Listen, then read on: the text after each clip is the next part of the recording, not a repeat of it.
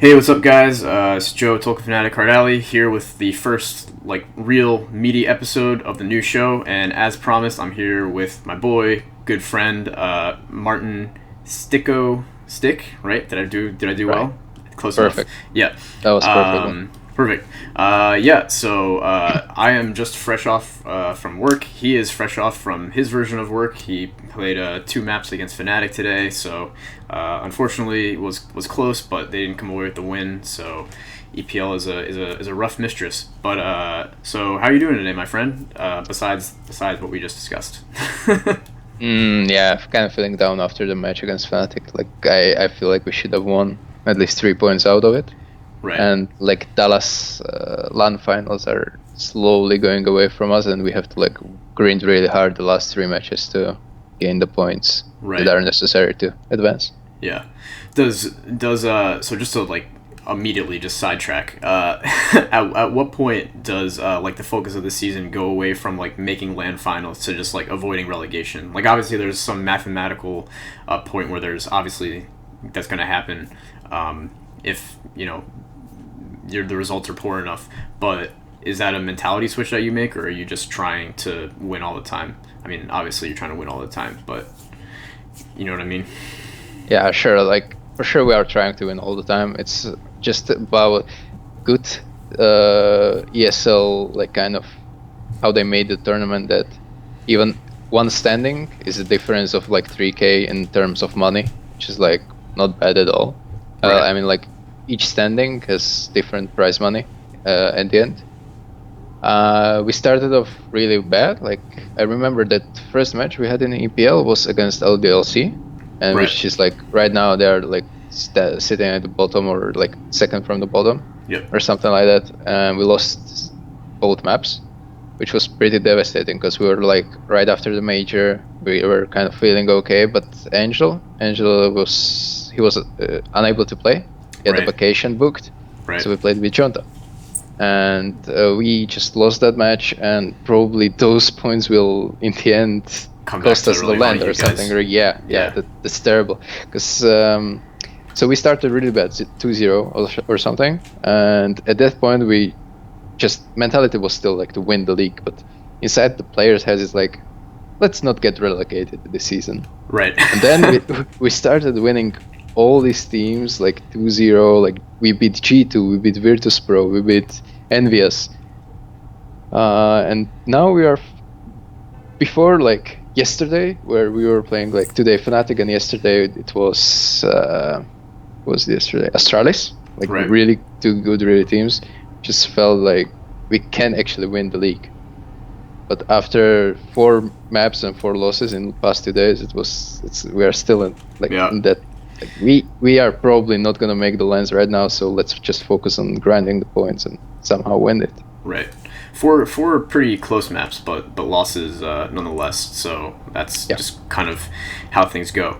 But all right, so we're gonna start off talking about kind of how you got into CS. So what was your first introduction to CS? Which version of CS was it? Just give a little background on that. Alright, so I'm X 1.6 player. That's the first CS I encountered in my life. It was through my friend. We used to play a lot of games together. He was living on the same street, but he didn't have a computer, so he came over to our house. We played a lot of games. CS was one of them. We started basic non-Steam against bots or whatever. Right. Then I figured out that you can play it online. Then I figured out you can join the public games, and we can actually compete with each other. And it went. I kind of fell in love with the game. I realized that I could get better. So it wasn't I don't know. I was playing games like Sims or whatever, where Right. no competitive mentality.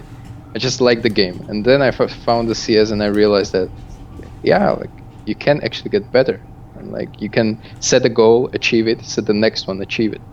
Right. So that started that way. It was I was around 9 years old when I got introduced, but it was to the CS. But it was 2 years since I figured out you can play it online. So I started playing CS 1.6 at 11, around 11, and I joined first team in 13. So it was 2 years of playing public, basically. Right. And then how long was it till you went to like your first LAN? Did you go to 1.6 LANs? Like just like local LANs, I guess? Yeah, it was my breakthrough in the scene of Slovakia and Czechoslovakia. Like we have the same scene basically. Right. We are united in those terms, and I started visiting a lot of LAN actually. Like I was a LAN player. I was playing pretty shitty online, but once I came into the LAN, I was usually like top rated guy of the team, even though I had like pretty good teammates. Okay. I don't know why it was. I was always playing better. Maybe I had like really shitty PC back in the home, so I kind of felt really on point on each LAN. I don't know if it was like hype or whatever, and I kind of feel it's still like in CS:GO. I'm still being like a better player on LAN because of like communication. It's like not like you're gonna go on HLTV and search stats if I'm actually better on LAN or not, but like I feel better. I feel like more impactful player on LAN. Right. I mean, yeah, that makes sense. I mean, was there anyone back there in the 1.6 days that is like relevant now to CS, or were they all just kind of like old kind of no-namers, or? It was queztone, like queztone. Okay, so even back there, okay.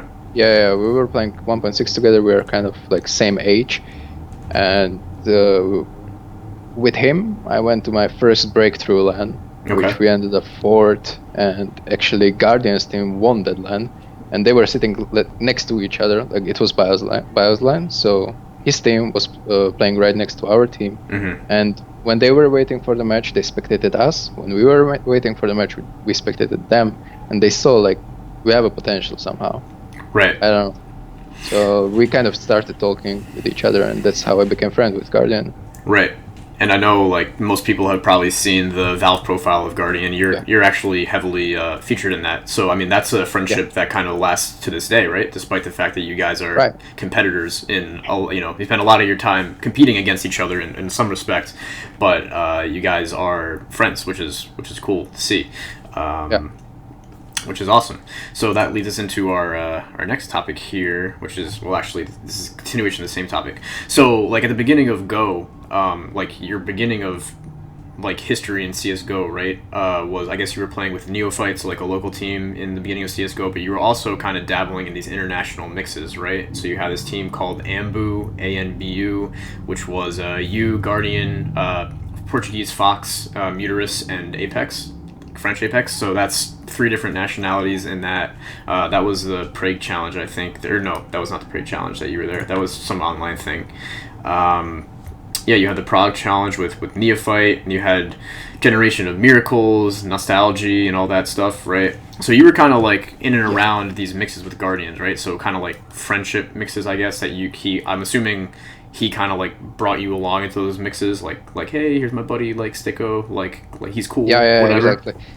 Exactly. It was like that. Like he saw the potential in me, and that's why like he brought my name into like every lineup he played in, right? To kind of try me out. On ANBU, I don't think we ever played even like online match. I think we were just practicing a bit with each other. Okay. It was far from optimal. Like our English in like all 5 of these players that are named in the lineup, like Guardian, Fox, Muterus, Apex, me, that we didn't have perfectly English. We had like okay English, and the international team back in the days was kind of a new thing, right? Yeah. Like, well, I mean, that was like 4 years ago. We didn't know how to communicate. There was no FPL. We didn't know if it could work. We just tried playing, and we were beating some teams on practices, we were losing to some teams, and we were just playing. We didn't even meant to be like something serious, right? And then one day I woke up, I checked HLTV, and there was a report of our team. Like we are forming a team, me and these 4 guys, which were like pretty big names in CSGO, while I was fucking one, right? Right. So that has to be like a little bit surreal, right? A little bit crazy for that to happen. That was like at that point I realized that I could like break through even in CS:GO towards like top teams or top players at least for the time being, and then eventually to form a team or join a team that could potentially like break through the whatever it was, like through the lines, through the qualifiers, through the basically top 30 to be a contender. So that's when I realized. Right. possible. So this is like we're like looking at like the tail end of like 2013 when this is all happening and you're mixing around with Guardian. But then something good happens for him, potentially I guess bad for you. He gets scooped up by Navi, obviously, right? Because Navi before this was still their full Ukrainian lineup, and then they brought in Guardian, right? So that obviously brought an end to your mixed team dream, right? And then you kind of like went off into the wilderness for most of 2014. No one really saw or heard from you. Was that like related to like the dissolution of this mixed team, or you just had different priorities going on at the time? Kind of both. First off, like Guardian thing going to Navi wasn't a really bad thing for me. I remember that in Nostalgia lineup we attended like first major qualifiers ever in DreamHack Winter 2013 Jönköping or Jönköping or whatever you call it. We fell short in last map against some Danish guys. I think it was Lome SMF Colon, and they made it to the DreamHack like major. If I knew the major was this big thing, I would fucking, I don't know, I would. You would have been there. You would have been there. Yeah, like I would play. I was just playing like it's a normal game, right? Like we are trying to go to tournament. If we fail, we go home. Like we have nothing to lose. Right. But if I knew that major will be this big and like being a major player is this important in every player's life, I would fucking play my heart out right there. Yeah, I didn't know. You can kind of be forgiven for that, right? Because I mean, no one really knew what it was going to turn into. I mean, and people forget that back then the majors, like we didn't have stickers, we didn't have like the pick'em game and all this stuff. Like it was an event, but it wasn't like a huge deal, right? Now, like $1 million, stadiums, arenas, the whole thing. So I mean, even though the game is we're only talking about 3 or 4 years ago, but there's been a huge change in the game, and it's exciting to see where we could potentially be going from here. But yeah, it was like tremendous change. And to finish the story off, like Guardian got an offer while we were at this DreamHack. Like we were there, we got we got eliminated, and while Navi got eliminated in the groups, he got offer from Navi directly at the dead even, so while they were talking on the bar or something. Really? So yeah. Actually, so I kind of knew that it's going to happen, and I was happy for him. Obviously, like I knew that I don't have those qualities to play in such teams. So like obviously he can't drag me through all these teams because I'm his friend. Right. I will earn my spot, but not right now. I figured out that I have to do it later. So I decided to go back to like Czechoslovakian scene and to help my guys out and playing with my friends. Right. Which kind of worked out. We had the breakout like online matches against, I remember Envious, I remember like Flipside that we beat them on cash. That was with Simple back in the day. Right. It made me think like, yeah, I kind of want to play more because I know I'm capable of doing something. Right. So we're in 2015 now, where you like filtered through. So locally the nEophyte roster, and then like I think there was like nef.fu at some point, right? Because there was like a merging weird thing that happened, and then there was Fraternitas, right? So like this was like you, Zero, obviously current teammate Zero, queztone, who you mentioned previously, and Oskar, right? And then like Barb One, Uno, like kind of like a couple different like fifth players. So yeah, 2015, I was looking at it. You guys participated in a shitload of stuff in 2015, which is pretty impressive. Like for you specifically, because as you mentioned, you didn't do anything in 2014. So then to come in 2015 and you guys are playing a shitload of stuff online, and then eventually you get the HellRaisers call up, right? Like so, this was like after the huge shuffle in HellRaisers where their longtime lineup disassembled, kind of like basically everyone like ditched Angel, and then Angel like had to create a basically brand new team, right? Which is where we kind of got kind of like Hell nEophyte from, or like NeoRaisers or whatever you want to call it. So I mean, like just like in general, like what was that year like for you? Because you kind of like you started like basically at the local scene, and by the end of the year you were on maybe the team itself wasn't a top tier team, but it was an organization that had been at majors, had been at the top level of CS. So like that must have been like quite a roller coaster for you. That was something. Yeah, the year was just constantly up and down for me. I started the year off with taking a break from CS because of school. I wanted to finish my high school with like top grades in order to get to university. Like, you have to understand that I didn't know I will get offer from paid team, from a pro team. I thought I will be just a student. I will live through my college life and I will get a job or something, right? Right. But then we did really good on. I got offer from nEophyte to like lead them and play with them in Copenhagen Games, where we played pretty well. I played really good individual tournament. Then we came back home. We played really good online matches, and that's the point. That's the point where FPL started. Like, right. FPL was introduced, and I remember someone writing to Faceit admins to give us direct invites to the FPL. So we started playing that. Me, Oskar, queztone, Zero, and this Barbie, right? This Barb one. Right. So we played it, and we realized that we are not like that bad individually compared to pro teams. Right. To pro players. Then Oskar got a call from HellRaisers because they were lacking the player. I think someone refused to re-sign contract with them. I think it was Markelov or someone. So they asked Oskar. I think it might have been Mo. Yeah, or Mo. Yeah. And then Oskar told HellRaisers like he will sign the contract, but he wants me to play with them.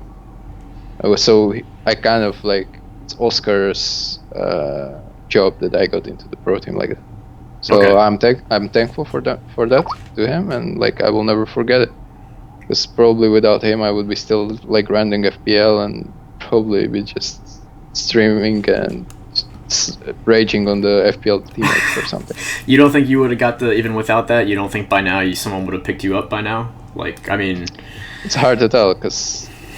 Listen, if I wouldn't get call from HellRaisers, I wouldn't quit the school. So I would be still playing while going into school, and I wouldn't be that good. So there's a probability that I would just be an ordinary like streamer playing FPL, like I don't know, random Rambo or someone who is just streaming FPL, and that's it. They are not intending to join the pro team because like they are probably not interested in him.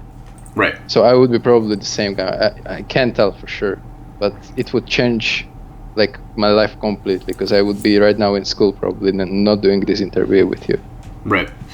And you, I mean, that's a good point, which we'll get to later, but you did, stop attending school, right? Like shortly after the major, or you kind of decided that? We were kind of talking about that at the major, about what you were going to do. So we'll get there in due time, but we're not quite there yet. So like you mentioned, Oskar and yourself come over to HellRaisers, and eventually Zero follows, which I'm sure is, related to, once again, we're really dipping into the Fraternitas pool, the nEophyte pool, right? So you finish out 2015 with HellRaisers. Still doing mostly online stuff because, HellRaiser, with that giant roster shuffle, HellRaisers had definitely taken a step back from where they were, right? So you guys were kind of like running the qualification circuit, trying to qualify everything.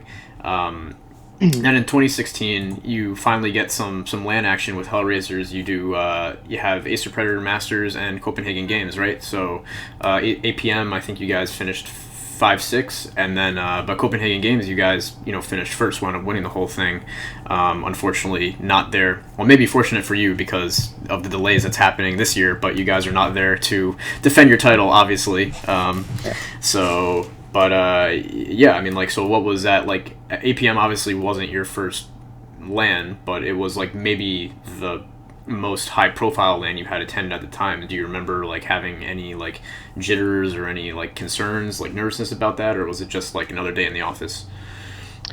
For me personally, it was like another day in the office, feeling like that. I didn't have any nerves. It was very chill LAN. It's known to be really chill LAN. Right. That's like everyone drinking beer, etc. But I remember that I had a really shitty tournament right there. I was sick during the time, and it was the first LAN, international LAN, that I didn't feel like comfortable playing at. I don't know why. It was just, I was losing aim battles left and right, and like that's why we finished like 5th and 6th. Like I I didn't feel comfortable playing there at all, and that's why I kind of have like bad memories for that LAN.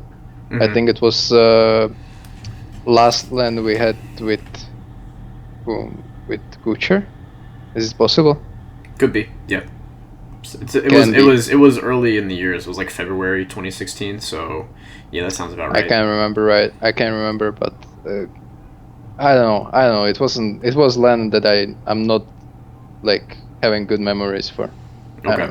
And how about Copenhagen Games of that Copenhagen Games, that was completely different story. We basically won it with stand-in, right? We played there with queztone. Right. And that was the LAN that, like, I didn't think we will win. I looked at the bracket, right? It was we made it out of the groups. We think like Space Soldiers or someone.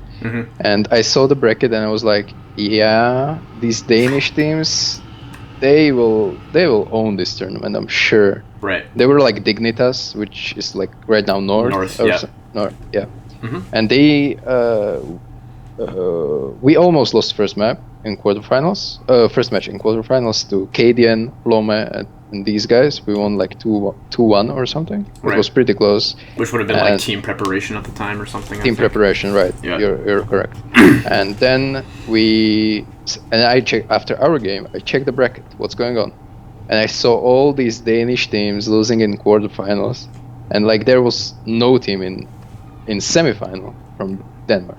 Right. Which is like, all right, this is easy win, guys. This changes everything. Let's win this thing. Yeah. In the semifinal, we met some Swedish guys. It was like Dominate, Quicks, Zit. I don't remember these guys. It was like Public Clear. Public Clear, Archangels, whatever they were going by at the time. Yeah, Zende. Zende was playing there, I think. So we beat them quite convincingly on stage, and then we faced off the Orbit guys that were like EFRAG guys right now, Mortal Kombat. In grand final, and that was pretty nail-biting story because of Inferno. I remember it went to like 5 overtimes or whatever, 4 overtimes, and we were winning literally buys where we both just 1p250 per round and we won the round. It was ridiculous. It was like old Inferno, right? Where you just fight for banana constantly and just you hope for the best. Yeah, that was a bit of a weird tournament in that the semifinals, I think it was like you guys, Space Soldiers might have been in the other semifinal or something, and then like obviously the EFRAG guys. It might have been like EFRAG, Space Soldiers in the one semi. So it was weird that there wasn't like any Danish teams progressing super far. It was like in quarterfinals. There's like what 4 pairs, right? No, 8 pairs. Yeah. What am I? 8 no, pairs. quarterfinals 8, yeah. So like in each of these pairs was only one Danish team facing someone from different country, and in each instance this different country won over them. So it was like really heartbreaking for Denmark, for the fans in the audience. I saw it, like they were like literally just throwing away round after round, and audience was not happy about it. And I remember the after party. Basically, that was the turning point where after party of the event started before even semifinal started, because all Danish teams wanted to get ranked real hard. Forget about this, and they were like, each team from Denmark that got eliminated, they just joined the party, right? And we were playing and we couldn't hear shit because music was blasting, and they were having after party like 20 meters, in front of the stage. It was fucking ridiculous tournament, I have to say. But like you see, it didn't change. It's still ridiculous. Like you can right now browse the HLTV and see the delay. So yeah, they have some issues. Yeah, but I mean, it's like it's in my memory. So it was a good tournament because I remember it like it was a fun times. Like for the player that got eliminated, not so much. Yeah. I mean, in some ways, that is kind of like the charm of like a Copenhagen Games, right? Like, it's kind of like you have all these random teams that are just getting fucking smashed in the opening rounds, and then like it's just kind of chaos from scheduling and all that stuff. So then next up, this isn't a LAN event, but you guys you guys wound up winning ESA Premier Season 21, coming from the 4th seed, which is pretty impressive. I don't remember the teams exactly that you beat, but that obviously led to. Started the path of you guys re-entering Pro League, and where you guys have remained since. So that was obviously a big moment. But it wasn't like online, right? It was like top 4 teams, and we ended up 4th, as you said, 4th seed. They went to Leicester. Leicester, is it like city in the UK? Yep, where ESL has their studio.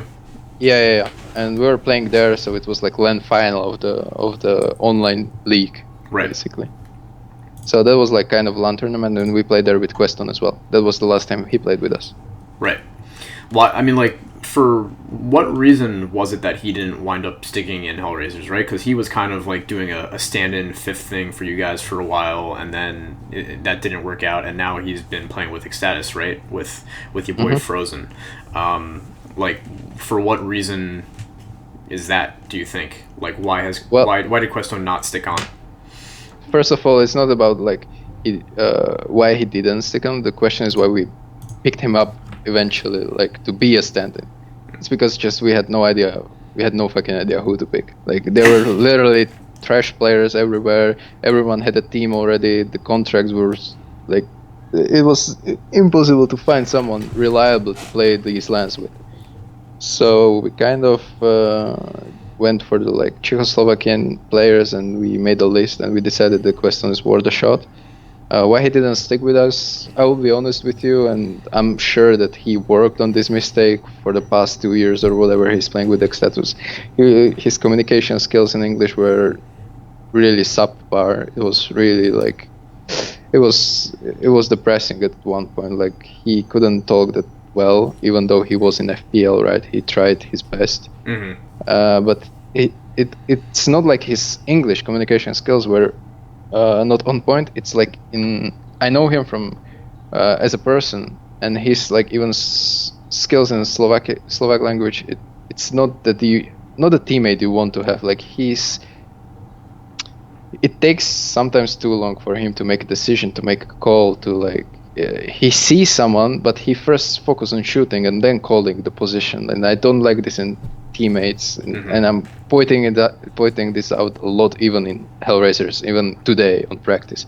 Like I see someone shooting, right, a certain player, but and you don't know where he's not calling. He's not. Right. He's whiffing the shots. He's whiffing 20 shots, and he's not telling the info while he's whiffing these shots. And it's like creates like 3 seconds delay in all communication. Right. Which like your teammates don't know where to look. Right. And I hate it when someone can't shoot and talk at the same time. And like this is the big problem of HellRaisers online, because on LAN we don't have this problem. I don't know why. I have no idea why. Okay.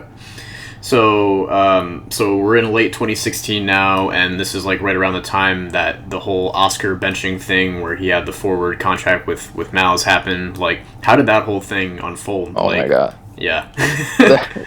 This terrible story, actually. I don't know if I should tell it. Alright, so we were going to Katowice Major qualifier, right?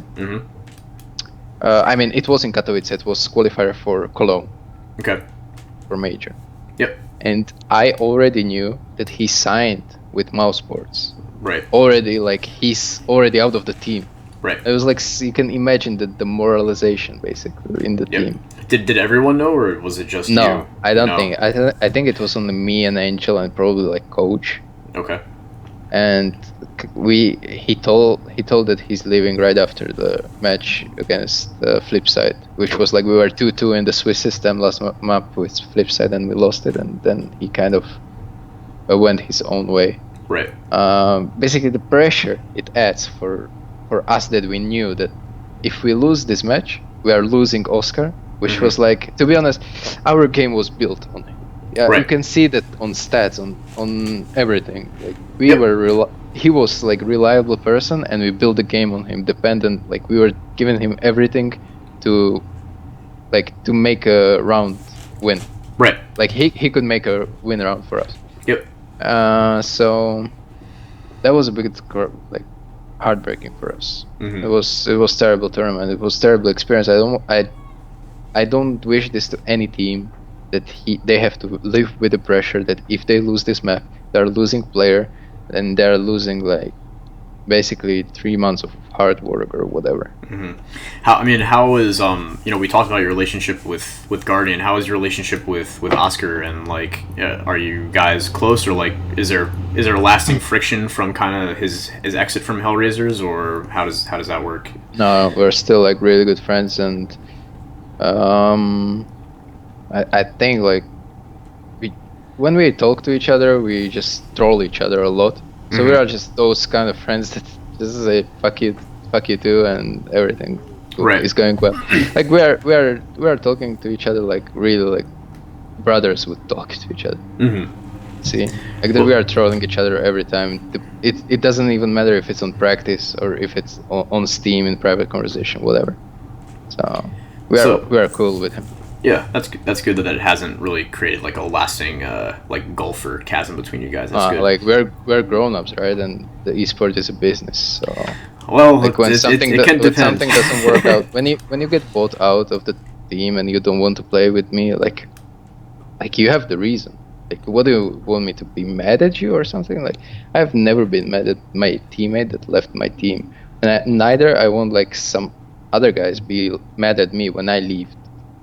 Right. It's like it's so girl thing to do, like be mad at something for like that is unavoidable. Right? Yeah, I hear you. So we talked about how you guys failed at your bid to qualify for Cologne, but however, you ended the year on a good note, qualifying for the ELEAGUE Major right at the beginning of 2017. And I forget the stat. This was like my favorite stat of the year, but it was like you guys had previously been like 0 for 8 in major qualifying matches that could have clinched, right? You mentioned how you were 2-2 in the Swiss with Flipside. Oh my God. You had started like 3 qualifiers in a row being 2-0 up, and then managed to like lose out, right? So that must have been like a huge weight off your shoulders to qualify for the ELEAGUE Major. I was there. I was pretty sad because you beat my boys from Cloud9, but that's okay. We'll get over that. We'll move past it. But yeah, I'm sorry for that. I mean, that must have been like an amazing feeling, right? Oh yeah, that was. You're right. Like recently, I was. What was it? Even the first major ever that we were talked about in Nostalgia, I was 1 map away from qualifying to major. Right. Then it was like twice in Katowice for Cologne major when we were 2-1 up and we lost last 2 matches. Then it was in. Where did we try to qualify? Like the Montreal. No, what am I talking? The Columbus major. What was it? So Columbus at the beginning of last MLG? year. Yeah, MLG was Columbus. It? Yep. MLG. We were 2-1 up again. Yep. And we lost 2 matches there. Yeah. So that was like a Choke Razors like legacy. Yes. That was. And right now in ELEAGUE we are 2-0 up. And we lost 2 matches, and it was like, is this real life? Yeah. Is this really happening again? And we were sitting in our room whole day because we had the like last match of the basically whole qualifier or something, and we were just sitting silently and thinking, is this really going to happen? Are we really going to throw this one as well? Right. It was so like it adds so much pressure on us. It was unreal. It was unreal. And to tell the truth, you guys almost did, because I remember watching from the press room, and you C9 were taking it to you, and then there was something that happened. It was overpass, I remember, and there was some weird thing that happened where Ska like missed a really easy shot like from water, and then DeadFox like clutched out like an amazing like 1v3 or something, and that changed the entire game for you guys. Like from there you completely shut them out. But you were like this close like for it to happening all over again, so you can be forgiven for being like, no, not again, please, not again. So that's good. So you qualified for the ELEAGUE Major, right? And we didn't really talk about the addition of DeadFox, like in lieu of Oskar. Like, how is that, you can kind of see how it's impacted the game and the team, right? It's like you're not as heavily built around your opping presence as you were before, but how do you feel about DeadFox, who, continuing the tradition of HellRaisers in recent times, are kind of picking up these like less established, less known talents, right? Like, how did that whole thing come about? Like, first of all, I think the signing the players that are potentially good, but you don't know if they're really good in a team environment, is the way to go. Because you will find so much incredible like raw skill talent. You can work with it, right? Like, and that's why like often know like Copenhagen Games that's the perfect tournament for unknown players to be found out by good teams. Yep. Absolutely. Or like analysts, and it's already happening. Like I see some tweets going on about some certain players, Steven or someone. Steven from Fraternitas, yeah, the so Danish player. I didn't see the game, but I just saw a lot of tweets. So. Okay, back to the question about DeadFox. His addition was, to be honest, we added him after some fucked up dream hack. It was still with Oskar. It was in Jönköping or whatever, right? And we lost in groups, and that was the last time we saw the Oskar basically in our lineup. And we sat with Angel and our analyst and Zero in the hotel lobby, and we just opened up our HLTV on mobile phone, and we just kind of like clicked the like players stats, and we went from top to bottom and picking up players that have like no team right next to the name, right? Yep. So we were just kind of scrolling on our phones and just trying to make something work. And I to be honest, I wanted to op back in the day, so the opper wasn't like a necessary part of the player ability that we are looking for. Okay, that's personally I wanted to play with I wanted to pick up Benton, because he got kicked from Fnatic like a few days before the match, and I felt like we could use some experience in our team. Okay. So I was kind of watching for Benton, but we never really contacted him. Okay. Then we were trying to get Draken from Epsilon. Yep. We lost to him on that tournament. So right after the game, we came to him like, we're looking for 5th player. Oskar is leaving. There is no like public like knows this, that Oskar is leaving, and would you like to join us? And it was like it almost worked out. Okay. And so DeadFox was kind of like second option after Draken. Okay. I think thank God that it didn't work out with Draken, because obviously like he found a better team in NIP right now, and we found a better team with DeadFox, right? So we picked up DeadFox. He was instantly ready to practice with us, and his English ability was pretty good because he used to play in international team before. It was Escape. He attended minor, so we kind of knew what he liked to play with, and we implemented him in our team really well. Like Johnta utilized him very well. Angela utilized him very well. I'm really glad that it worked out this well. It's rare that you find this chemistry that we have right now in a team. Like, there's literally 0 fights going on. Literally 0 fights. Like, we are arguing about some meta stuff, right? When you think something is right and other player thinks that it's not right, something else is right. But you are not so, and like, everyone has his own truth, basically, because like, you can't argue about something that is like subjective, right? Right. I mean, you can, but it's kind of pointless. Yeah. Like you will never win. It's not even argument. It's like discussion, right? Right. Because like there is no winner out of it. So we are not fighting at all. We have 0 fights. Like maybe sometimes Johnta and the Bondig has some kind of issues, and I don't know why.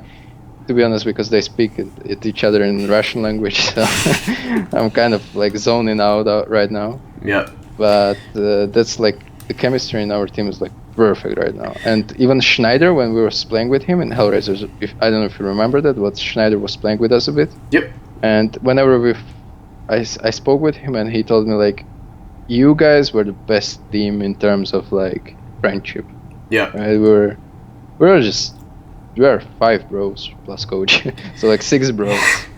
Well, I mean, you can even kind of see it when you're at LAN. You know, like you guys are like at the bar having a good time. You know, after not during or before the match day. After the day is over, you guys are having a good time, broing out. You actually don't really see like a lot of full teams like hanging out with each other down at the bar, but you guys are usually always a unit, which is, you know, I think that's benefited you guys for sure. Probably. So you qualified for the ELEAGUE Major, you're at the ELEAGUE Major, and then you guys did not make it out of groups, right? So that was how was that? Like you came so far, you finally reached the major, and then to not make it out of groups, like how did that affect you? So first of all, we were like the biggest underdog of the event probably. Mm-hmm. So going out of the groups wasn't like big disappointment because no one expected us to go to even win one match, right? Right. But the thing was, we find a way during these 3 matches that we lost. We found a way how to play against pro teams, and we decided to build on it right after we come from major, and that's why we are in Pro League where we are right now. Like we are fighting for LAN right now. Mm-hmm. We are not a team that is like dragging the bottom of the table, and like we are just trying to scrape our points and somehow made it work. And because of this major that we lost 3 games there, we know how to play against certain teams. We know when to loosen up our style and when to make our game more structured. Against which teams it will work, against which teams it won't work. Okay. So that's kind of the experience that we get from that major was tremendous. Like those 3 losses made us. It's like a cliche that I'm saying, right? Where the loss make you like stronger at whatever. But this was really like the discussion that led after those 3 matches that we lost was so impactful in terms of like learning how to play Counter-Strike against top teams. Is that it was unbelievable. That's why we are right where we are, and that's why we had such a good run at StarLadder as well. We know how to play against them. Yeah, I mean, so you did the segue for me, I was going to say. So, I mean, it's very, when you look at the results that you guys have had this year in 2017, you can see a sharp upward turn, right? Even before StarLadder, you guys qualified for 2 DreamHacks tours in Austin, right? So, I mean, that was good. I'll hopefully be seeing you in Austin. But, and then you qualified for StarLadder, and you had a very respectable tournament run where you wound up losing to the eventual champions phase, right? So, I mean, like the proof is in the pudding, as the saying goes, that I think you're right. You guys definitely kind of, although it was, a short-term loss, you guys have turned it into a long-term victory, and you guys are making it work, which is awesome to see. With that in mind, though, even despite the success, you were considering jumping ship, following your boy Oscar's, footsteps and going to mousesports. So do you want to? I mean, that's what everyone's been waiting for, is all this juicy insider info. So I mean, give us a little information on kind of how that started, kind of the time period when this was happening, and the reasons why it ultimately didn't wind up going through. All right. So. At the major, the ELEAGUE Major, I didn't have offer from mousesports, but as soon as the major ended and we came back home, I got contacted by mouse coach lmbt, which was my previous coach, and he told me that Nico is being bought out from by FaZe. Yep. So they're kind of looking for a replacement, and he thinks that no one can fill the spot as good as I could for Nico.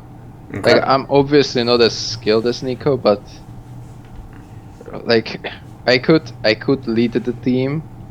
He felt like I have necessary like ability to lead the team, and I can win my aim battles, and I can make mouse work again, right? So that was the idea. That's when I got the offer. And then Mouz and HR were in long talks, like really long talks about my buyout, because it was pretty big for my taste, and Mouz didn't want to pay that much, HR didn't want to lose that much, and they were just in constant talks, which made me like kind of I couldn't decide what I really want.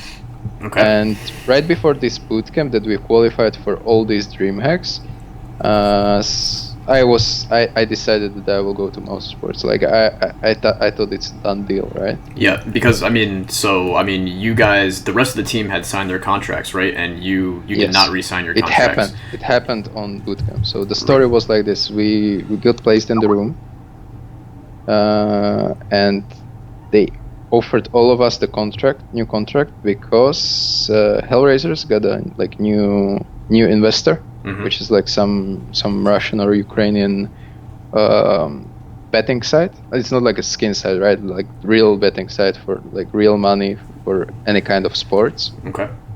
So they got this investor, and because we qualified for everything we could during that bootcamp, even like Star Leader, both DreamHacks. Yep. They offered me this contract as well. Angel told me like if this bootcamp didn't go so well, I wouldn't even like propose you to like ask you to re-sign with us, because I know you want to play in mousesports, and I wouldn't push you to stay here. Okay. So that made me think, because they made a really good offer to me. I have a little bit different contract than others, and like I will, how to put this in a timeline. Basically,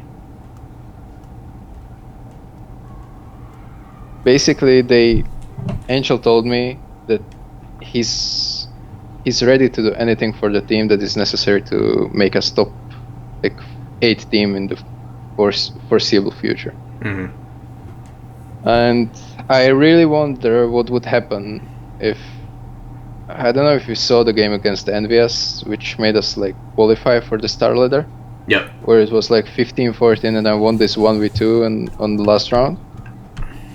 I really don't think that if I didn't, I think if I didn't clutch that, I wouldn't receive this offer from HellRaisers to stay. So like that clutch, after that clutch, I'm like, every clutch in this game is like 110% in my eyes right now, because this clutch just changed my life for the next at least 1 year. Right.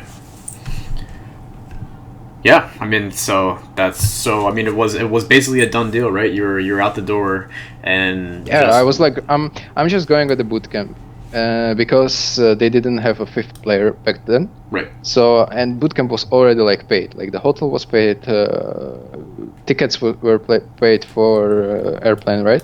So I decided, yeah, I will help you out during the bootcamp. You can work as much as you can, guys. After the bootcamp, I will tell everyone that I got really good offer from mousesports, and I'm leaving.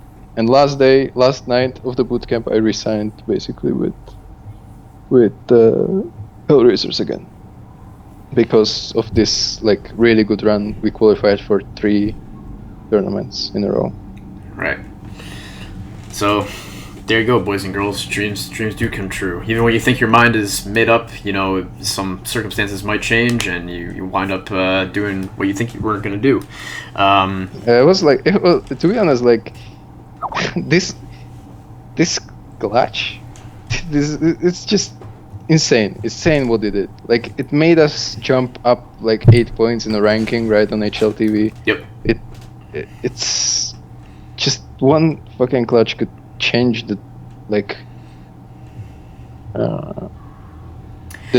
team in such a way that even like new sponsors are right now approaching us. Right.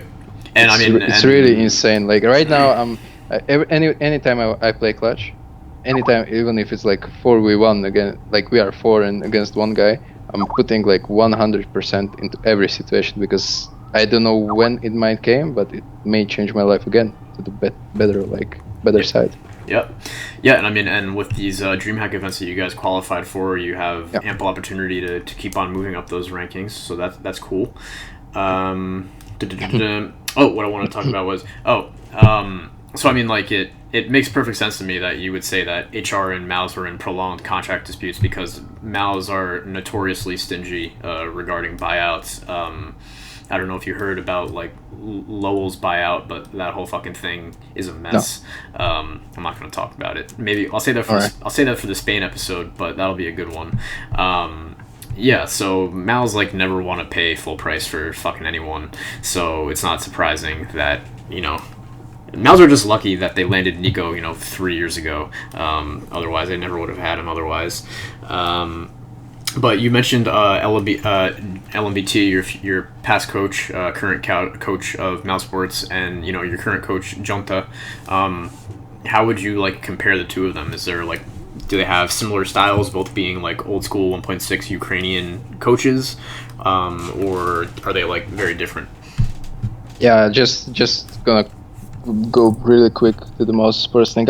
I'm not here, I'm not talking here to burn any bridges between me and mousesports. And it's I see that they, mousesports and HR did a business which didn't work out, right? Yeah. I'm just telling that both parties did the right thing, and just right now mousesports are rising with a new player, and Yep. HR are rising with a new player. So I'm telling that it was good decision by both of the parties. Yeah. So back to the question about coaches. Yeah, continue. Sorry. Oh, I was gonna say, and you mentioned that you think the way to build the team is taking gambles on new talent, right? So just yesterday we saw mouz making official ROPS, and then today we have RNG making official Nexa, which is something that has been in the works for a long time, right? So two pretty high-profile teams taking gambles on unestablished talent from lesser developed scenes. So I mean, obviously some organization general managers out there agree with your philosophy, so maybe that could be in your future after you retire from your playing career. But the thing is, when you sign these players and you give them even a low salary because they are grateful for anything, right? You can make potentially a lot of money. Oh yeah, of course. As an organization, because one day someone will come and they want to buy them out, and if they don't want to buy them out, you are just not in the deep poop because you are not paying them that much anyway. So because when you sign your first contract, the organizations will never give you what you are really worth it. No, of and course not. This is a heads up to anyone that is not signed with a pro team yet, but might be one day. So because I don't know, every organizations are not dumb, right? They will never pay more than they need to Right. make the thing work. So it's just a head up for anyone considering the signing up something. Yeah, I mean that's the whole play behind academy teams, right? Is that you take a gamble on this very low investment team that could maybe become huge, right? Right. We've seen it pay off huge dividends for Epsilon. Signing their Cringe Gods team and all that stuff. So, yeah. But anyway, sidetracked you. Back to the coach issue. Sorry. It's alright, sorry. So the coach issue, should I compare them, or I didn't really get it? Yeah, I forgot the question already. Yeah, if you can compare and contrast them, I was just wondering if they're, they both have similar origins from 1.6 Ukraine, but and have both coached HellRaisers. So I'm wondering how you would compare and contrast them. Yeah, so first of all, it's really hard to. I always say this. It's really hard to put them in the contrast. They have They have much more different things than similarities. Okay. But and also the point at the time when they coach us is very different. Right. For example, lmbt, he told us he was coaching us when we didn't know how to play against top teams. Mm-hmm. Right? We were just picked off from FPL. We don't know how team works. Right. And Johnta, right now, he's trying to teach us how to play it effectively, how to change up the pace. How they are coaching us at such a different time that they are teaching us something really different, a different approach. And it's I'm not blaming them. It's how it should be. It's how it should be, because if LMBT started with the complex stuff like Johnta do right now, we wouldn't understand shit about the game. We would be doing our thing that we learned, but we wouldn't know why we are doing it. It's kind of like in school, right? You need to start with the basics and then build on. Yep. So Johnta is working a lot with timings on maps, on T side, the CT side as well. He understands when the rotation is triggered on the map. While LMBT was focusing us like playing together, playing like combinations, talking important info and omitting the not important info. So there's that. I can't really compare them. It's pretty hard. And if I'm not mistaken, Johnta is also like the director of esports for HellRaisers, right? So like is he like somewhat of a Zonic figure within the organization, where like it's been shown that Zonic like has the power to like bench players and like basically kick players off the team, which is pretty unique, like at least where CS is now. Like, is that the kind of power that Johnta has within the organization, or I mean, I guess Johnta is right now coach, just coach, coach. Okay. The benching system, how it works is basically, in our team you can call a vote for typing of one name player, like on a piece of paper, one name that you want to like bench, and if like 4 out of 6 papers contain one same name, he's like benched. Right? That's like little rule that we have. Okay. It's just nothing's. I'm sure some teams have it in like similar fashion. Yep. It's just how it works. It's not like you are benched and you can play now for the rest of the contract. Right. Okay. Cool. So we're heading towards the tail end here. So I just wanted to talk to you about like the Slovakian scene, like things going on there. Like, do you still keep abreast of what's going on in the local scene, or like are you too busy in your glitzy, glamorous, professional, international life? To be honest, I'm not in contact with Slovakian players that much. Okay. I have been lately with the eXtatus guys because they were like trying to go pro and they needed some help in certain aspects, so I try to help them. When I see that they are playing, I see Czech or Slovakian flag on HLTV, I open the match. I see I watch the lineup. I'm trying to like see the result as well after the game. What happened, to who played bad, who didn't play bad. Right.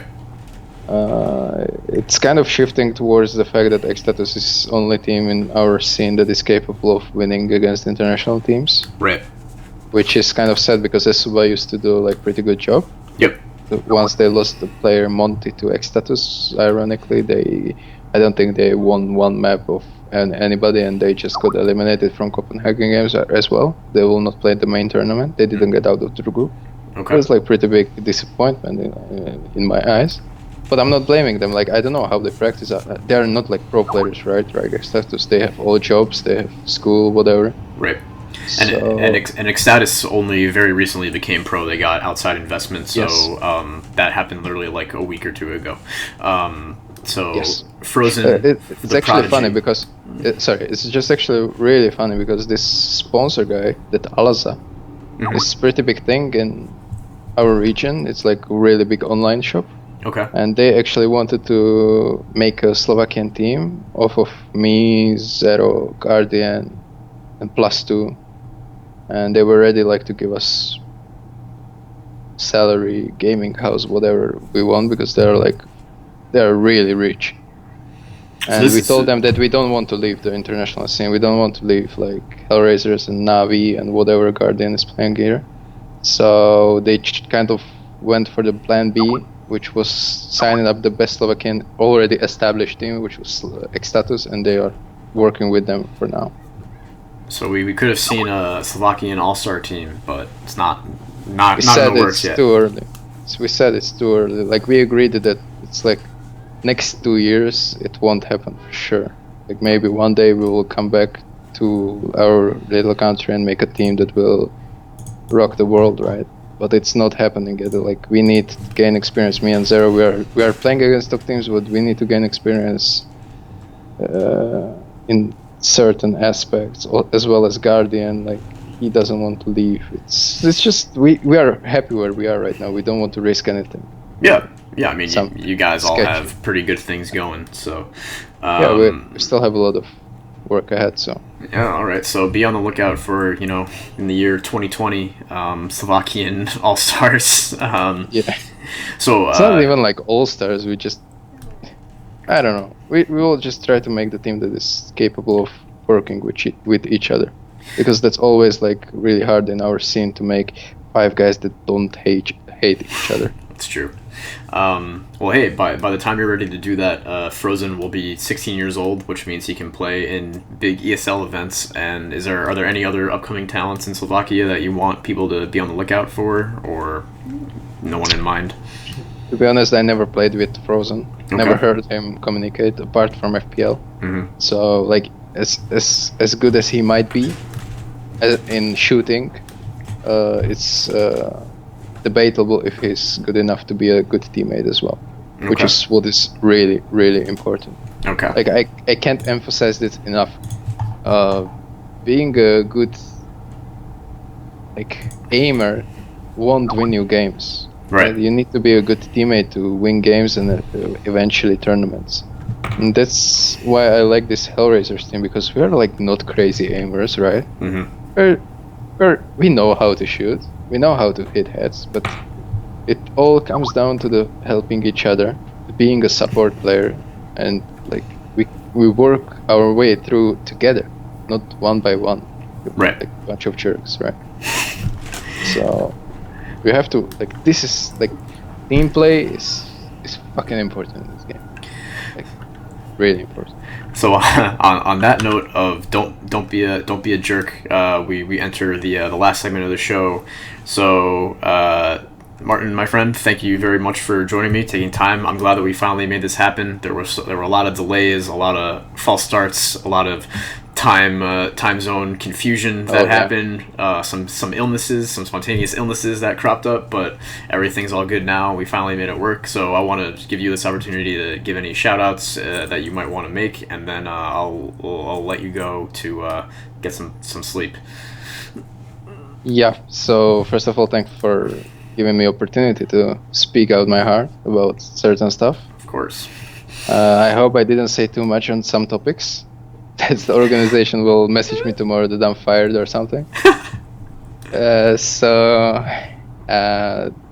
shout out to everyone that to all wait, I wanted to be a jerk, but no, not this time. It's too late. Shout out to everyone that lost skins on you. Yeah, shout out to everyone that is messaging me death threats after every lost match. I really like reading those, especially in broken language. This is far from English, and I especially like those in your native language, so I have to fucking translate them, and Google Translate is really terrible. So I don't know how you want to kill me, if it's with a spoon or with a knife or whatever. It's really hard. I can imagine you getting like Chinese death threats or something, and you're like, what the fuck does it mean? Yeah, like, why is he angry? Like, sometimes they write me a message, and after that there's like 20 emojis with like a gun and knife and like death, skull and whatever. So I just kind of assume, yeah, this is not a nice message. Let's translate it. And when I translate it, I realized that it's fucking awful, and I'm insta banning this guy. Insta ban. Are you more likely to translate a message like that, like a nasty one that you think is nasty? Okay. Yeah, I know this guy is mad. This guy is salty as fuck. Let's read what he has. And just I'm popping him in Google Translate. I have to first figure out what language he's speaking, right? So I kind of click on his profile and see where he's from. Sometimes they didn't even mention the country, right? So I have to just use my geographical sense. Do a little investigating. Like looking at his profile picture, this guy looks like he's from Turkey. Let's try it out, Turkish language. Yay, it works. So this is this is my routine after every lost match, even after today's Fnatic game. Like, oh my god, I will read you some right now. Oh, I can't wait. I wish we could do some screen sharing. Today I actually received on my private Facebook. Oh. Juicy. Idiot CSGO player. Idiot STYKO, retard. Idiot, yeah, this guy. I can't show it to you, right? But he's from Vietnam or something. From Vietnam. Wow, you have haters in Vietnam. That's how you know you've made it, boys and girls, if you are receiving hate from Vietnam. Yeah. And he has a dog apparently. So kudos to him. but he doesn't like you. So at least not right Yeah, now. at least it looks like he hates me because he wrote like I'm really retarded idiot. So Well, shout out to him. So this is the shout out, right? that's it. That's So your shout one. out to- That's your one shout shout out- out that you get. Yeah, I won't mention his name for obvious reasons, but he knows. He knows if he If you- watches this show. If you're watching a random Vietnamese person, hopefully it's not Crazy Guy or any pro CS:GO players from Vietnam, because that'd be awkward. But That would be awkward for him actually if I screenshot that. that would be awkward. Yeah, Valve ban incoming for that guy probably. For some rule they haven't made up yet. Oh, you are done, boy. Ori, you are done. I have you. All right, so Shout out to that's everyone. Shout out to everyone. No, seriously. Shout out to everyone who is like cheering and supporting us, who made it this far in this interview to make me like. It made me really happy that I got this invite here in this episode with my boy Joe. That's I me. hope to see you in Austin. Yes, I hope to see you as well. We will drink lots of Christmas tree flavored beer, and hopefully, Oh my God, hopefully, this joke never gets old. This joke never gets old. Love doesn't. it. Hopefully, we'll be celebrating your victory in Austin the next time I see you. All right, later, guys. Thank you very much. See you.